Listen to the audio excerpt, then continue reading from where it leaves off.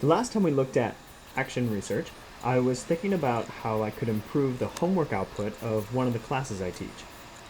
I decided to incorporate technology, having students to write some, if not all, of their essays online, and then respond to one another on a forum. We went through my rationale due to the problems I was seeing in the class and how I thought my goals could be turned into expected outcomes. My research question became, how will incorporating technology, the internet, into homework assignments improve both participation and motivation? But after I came to that final question, I was thinking, how am I going to gather the data? And specifically, what will I be looking at? I can easily look at the numbers, a quantitative approach. Is their participation improving? Are they now doing their homework? Not only are they turning it in, but are they responding to one another? I can also look at their writing. Is it improving? Is there a difference in voice between their short essays, the formal writing, and the responses to one another, their informal writing? Afterward, I could show them such similarities and differences in style, as even this can be a valuable teachable moment. A rubric would be nice for this measurement, looking at word choice, grammar, content, use of source when responding, comparison to homework, and length of responses. There's so much I could look at here. It just depends on what I want to know. But I also might want to take a qualitative approach. I can provide surveys in which students briefly respond to the change. I can conduct individual interviews during office hours, and I can host a group discussion in class to see how they think the change has helped them. If it has motivated them, what exactly about the use of technology is easier, more welcoming, engaging, demanding, etc. This way, I can use not only what they do, but also what they think about their work, see their understandings, critical thinking, and natural responses to what I'm trying to get them to do. After I've gathered all the information, perhaps over an 8 to 10 week period, I then need to figure out what all of this means. What did I find? For help, I look at the original research question and rationale. I wanted to improve homework and participation in the class, finding a way to motivate students. Did it work? I can look at the quantitative results and see that perhaps some students did improve, but maybe others did not. But why? Then I look at my qualitative data. Is there a correlation between what the students did and what they said about it? What are those correlations? What did it tell me about the students, about the procedure, about the homework assignments, about technology and education, about the class environment, about the idea of students responding to each other's work? But I also like to consider what the findings say about me. Here's what I mean. Sometimes the data makes sense. Let's take Abby.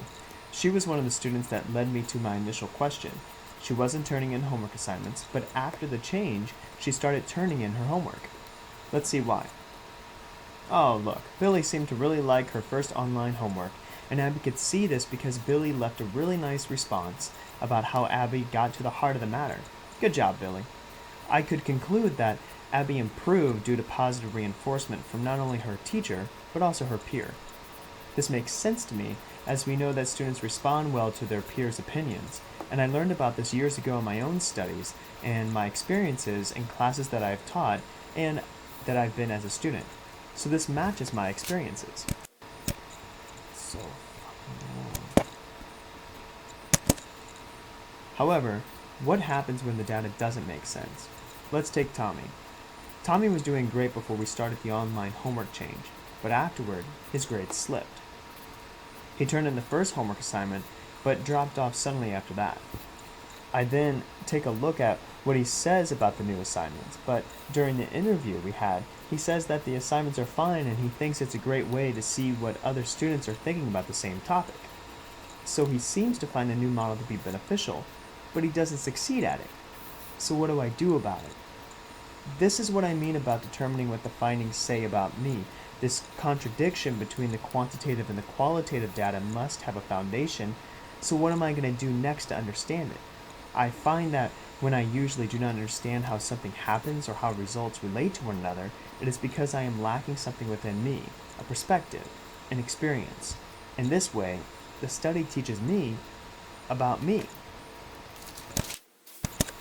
Think of the last time you read about a study that gave you that aha moment or changed how you thought about education. Remember how you said, wow, I never thought about it that way. You learned something new about the classroom and education, but you also learned something new about yourself. And that's wonderful. Consider if you learned so much about yourself, how helpful the same findings must be to other educators in the same position. Those teachers who have similar students, similar classrooms, and backgrounds as you. If you can pinpoint your newfound experience, then you can more easily demonstrate it and relate it to others.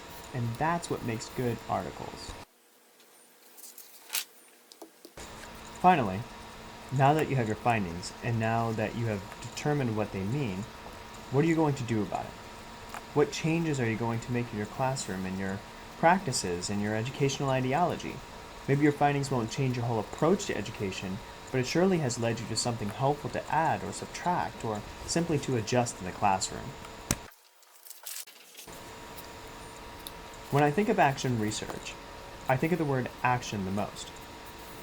And it's not because I have to do something to set up or complete the research. It's because I know that when I enter an action research project that I expect to act on the research and my findings afterward. Think back to that article you had in mind a few moments ago. You had that aha moment, but did the article give you a strategy to follow in the class the next day? It didn't. How annoying is that? How many times have we read articles with a great study and it was really interesting, but you thought it fell short in the advice category? Don't do that. Explain what strategies or adjustments you will now employ in your classroom because of your research. Answer the question, how will I use my findings?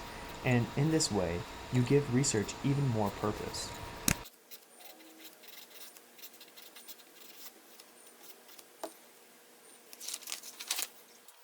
And that's it. After all that, you can relax and appreciate how your hard work and determination have laid the path for more successful students and to you being a better teacher. And that's until the school bell rings tomorrow morning, you've got all those rugrats running around you again, and you're pretty sure you forgot your lunch money. And then it's back to the drawing board. Get it? Drawing board. Because I'm drawing. I've been drawing this whole time. Never mind.